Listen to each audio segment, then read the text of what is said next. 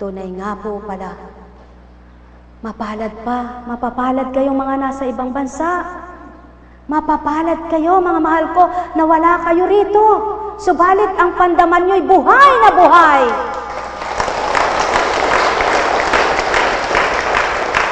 Nararamdaman ninyo kung paano ang sakit ng Kristo, kung paano ang galak ng Kristo.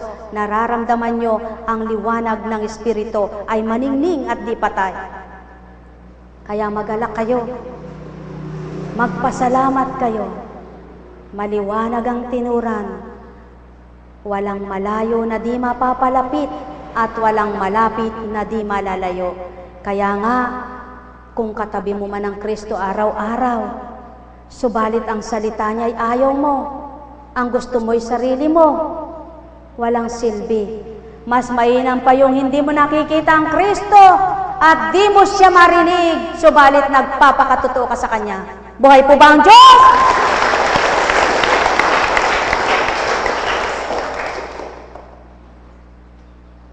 Pinakamahirap sa lahat, ang nasaktan, di po ba? Subalit sabi ng Ama, kung di ka nasaktan, wala akong papahilumin sa'yo.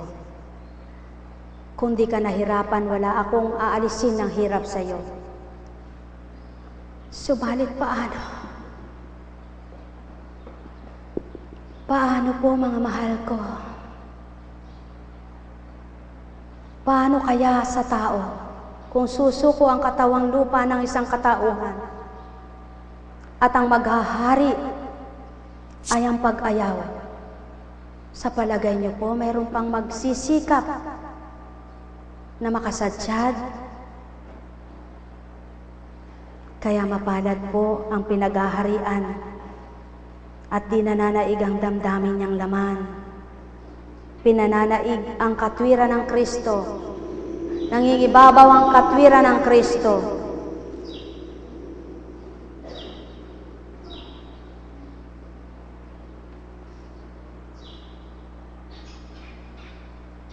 Sa buhay pala ng tao, maraming pakikita sa iyo ang Ama. Magpuri po kayo kapag tinawagan kayong maglingkod sa Kanya. Magpasalamat po kayo kapag nanawagan siya'y tinanggap niyo siya. Sapagkat pakikilala siya kapag nagkakilalanan kayo, kapwa magagalak kayo. Subalit nawa po kapag nakilala niyo siya, panaigin niyo na po ang Kanya, huwag ang sarili niyo. Nang sa gayon po manahan ang paghahari ng Ama, ng Anak, ng Espiritu Santo. Tatandaan po ninyo, ang tao'y mamamatay lang. May hangganan po ang lahat. Mamamatay po ang lahat ng tao. Subalit pinakamasarap po, yaong binawi ang buhay mo na wala kang iniisip habang nakaratay ka, kundi ang Diyos. Paano po kung hindi na rin tumakda yung iratay ka muna, ura-urada namatay ka? Paano po?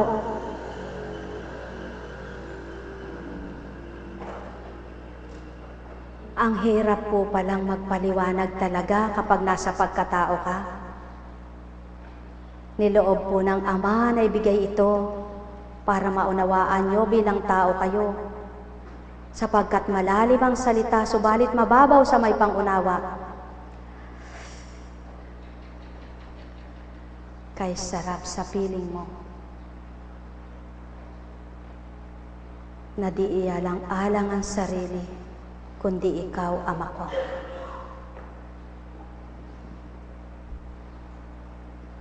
Alam niyo po, sino po ba sa mga alagad ang hindi nakikibaka sa buhay? Sa mga kaps, subalit may maliwanag na patotoo po ang Diyos sa mga alagad, yung nakikipagtotoo, nakikita niya po yung kaganapang mabuti sa buhay niya. Totoo po yan. Subalit yung hindi po nakikipagtotoo pa, magulo pa ang buhay. Ang gulo-gulo pa ng buhay. walang kapayapaan ang buhay. Totoo po yan. Sapagkat walang perfect. Wala pong perfectong pamilya. Huwag sabihin ng tao, napakaganda ng pamilya na yan, walang away. Hindi totoo yun. Kung yung napaka-sweet na sweet na sweet, halos lang kami ng mag-asawa, nagaganap pa yung kumisan, nagtatalo sila. Hindi totoo yan. May mag-asawang hanggang namatay, hindi nag-usap kahit konti. Sinungaling yun. Sinungaling po. Bakit? Kung ako nga, lingkod na ng Diyos. Minsan aminin ko po sa inyo. Pero pinipilit ko pong hindi magkasala. Halimbawa, hindi ko po kahihiya sa inyo. Halimbawa, umalis ka. May gamit ka, napakatino. Pagdating mo, sira. Kung di ka matibay, talagang babagsak ka. Pero, salamat sa Diyos, pag dinulog mo, hindi kayo magtatalo. Halimbawa, sasabihin ng asawa mo, aba, paalisin mo na kaya. Papipiliin mo yung asawa mo. Anong gusto mo? Ang espiritu ko sa katauhan, sa mula sa ama, o yung electric fan? Ang ama. Tapos na ang laban. Mabang Diyos! Tapos na po ang laban. Pero pag halimbawa, nagalit yung asawa mo, pati ikaw galit, talaga pong magkakalayo kayo. Pero subukan na halimbawa po, galit ang isa'y nakatahimik, pakita mo ikaw ay anak ng Diyos, at kilala mo ang Diyos. Ang sunog ay maaampat, hindi sisiklab. Buhay po ba ang Diyos? Ako po, sinungaling po yung sinasabi niya, banal na siya. Hindi ko po pangangalandakang banal ako dahil tao pa rin ako. At pagsubok po yan, tukso.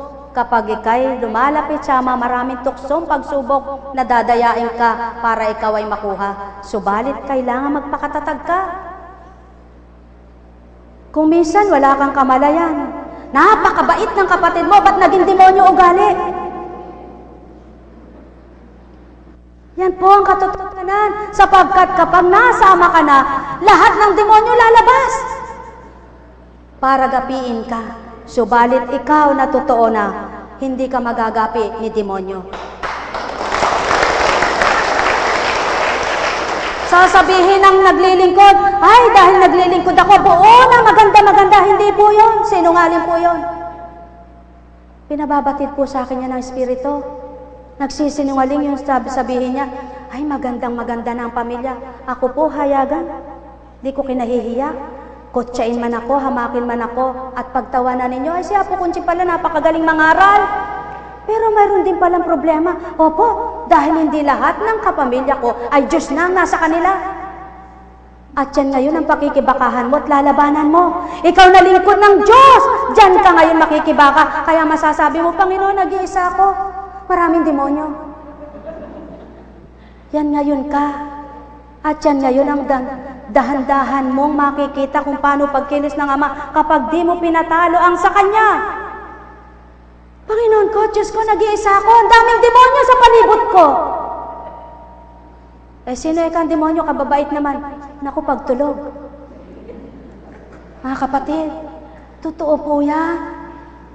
Kapag nagpapakabuti ka, maraming demonyo lalapit sa'yo. Subalit, kapag malinis ang isip mo, mabuti ang puso mo, ang demonyo ay papatayin ni Kristo!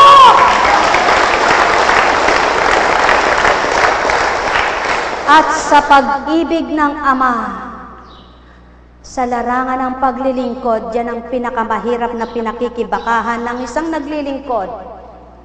Yan po ang pinakamahirap pakibakahan ng isang naglilingkod. Ang pakibakahan mo, sayawan mo ang tugtog na di ka naman marunong sumayaw. At makiayon ka sa tono ng hindi mo gustong tono para lamang makuha mo at patunayang ang Diyos ang sumasayo. Subalit kapag nagpatalo ka, demonyo lahat kayo. Buhay po ba ang Diyos?